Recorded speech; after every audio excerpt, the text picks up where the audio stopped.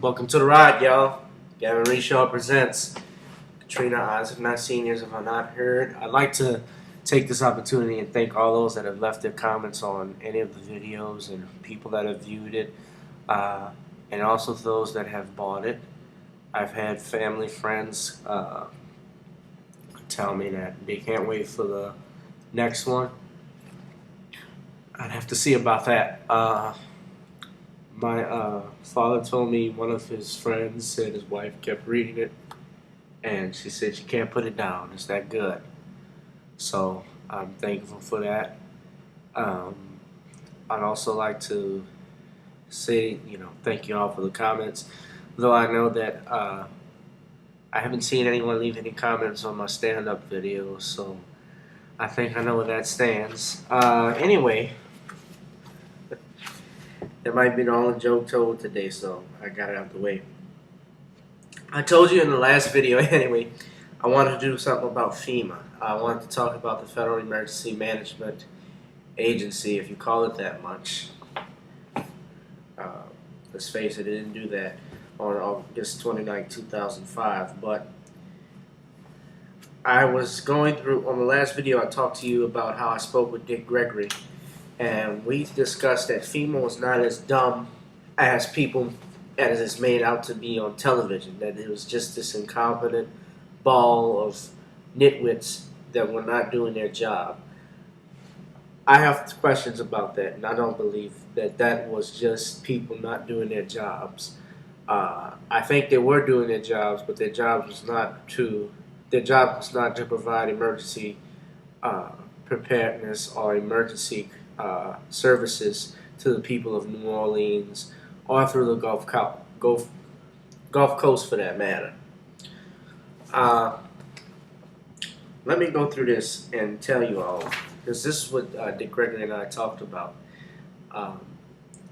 as well as others. I would like to encourage you all to look at the video on YouTube, Greg Palace's Big Easy to Big Empty. And it interviews Dr. Ivan Von Ihnen, who I have in my book. And Von Ihnen stated that FEMA knew the levees broke that morning, by 11 o'clock that morning. By 1 o'clock, they flew over the 17th Street Canal. Then later on, at least in the evening time, they informed the White House, FEMA.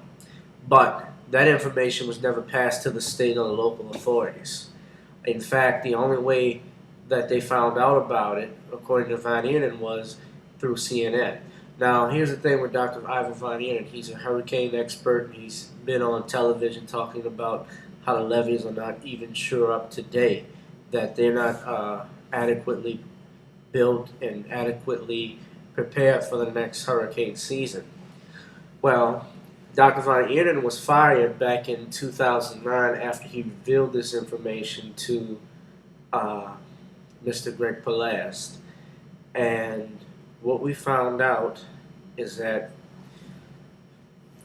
based on what he's telling me and what I've gathered, is that FEMA deliberately withheld information from the state and local authorities, and that this is how my take is on it.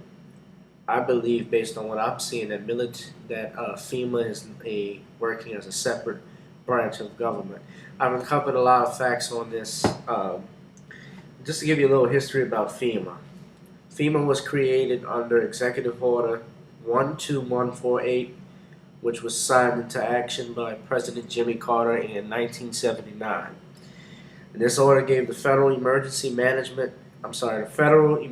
Agency all the powers that were assigned to the Civil Defense Prepared Agency, Federal Disaster Assistance Administration, and the Federal Preparedness Agency. And one of the powers enlisted by FEMA is that they can react in response in any way to terror attacks, natural disasters, hurricanes, earthquakes, floods, and tornadoes. So they have the power to regulate government response during natural disasters. So it was FEMA that was running the whole thing in New Orleans. And they did that because they're trying to push their own agenda of a martial law city. They wanted impose martial law. We have stories of police officers and guards been confiscating guns from the people that lived in New Orleans. Also, one of my good friends, Malik Rahim, who I mentioned in the in my first video that we did with regards to this book, he stated that water was turned off on purpose over across the West Bank. He was told this information by a fireman. I'll go back over it with you perhaps in the next video. But FEMA, and here's a quote I have from Harry V. Martin, who wrote this, all of this information that's in my book, and I quoted him. FEMA has only spent about 6% of its budget on national emergencies. The bulk of their funding has been used for construction of secret underground facilities to assure continuity of government in case of a major emergency, foreign or domestic, excuse me. So, we have a take on who's really running New Orleans now, don't we? I never wanted to believe in stuff like this, that people could be dastardly and that they can do such things that can harm others. But I thought wrong. You know, I believe in the goodness of people and the goodness of man. But as much good as we have in this country, we know there's a lot of evil people in this world. And part of the reason why I wrote this book was because I wanted the truth to come out. And especially about FEMA, because I never felt they were just incompetent, that all of the brash talk, that all of the rationale that they were saying, that they couldn't believe that something like this could happen, that it was no clear idea that they can do stuff like this. It was all a crock of shit. They knew damn well what they were doing. We'll go over that in Chapter 2, also about Hurricane Pam, which FEMA coordinated a year before Hurricane Katrina. Back in 2004, had the exact, it makes you wonder, and I think what really happened, this was some type of exercise to impose martial law upon a city, upon American soil. And I believe that with New Orleans, and I firmly believe we're heading towards that. That's all I got to say for you all today. Part 2 will be coming up about FEMA. I'll post some other videos up. Thank you all. God bless and pray.